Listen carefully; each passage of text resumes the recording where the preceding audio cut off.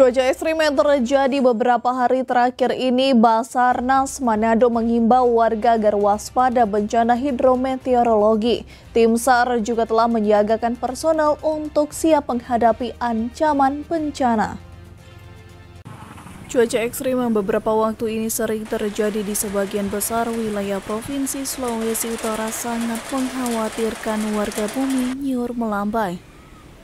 Terkait hal tersebut, Kepala Kantor Basarnas Manado Monce Bruri menghimbau kepada warga Sulawesi Utara untuk terlebih khusus kepada warga yang tinggal di bantaran sungai maupun daerah pegunungan agar waspada terhadap bencana banjir dan tanah longsor.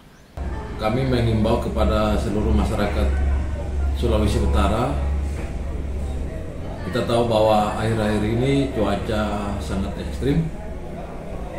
Hujan deras dengan angin kencang.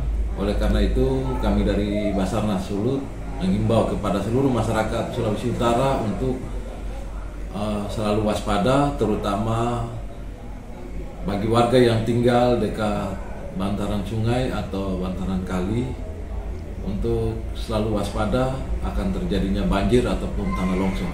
Tidak hanya itu, pihaknya juga menambahkan kepada para masyarakat yang akan melakukan aktivitas di laut agar memperhatikan dan memantau peringatan dini dari BMKG.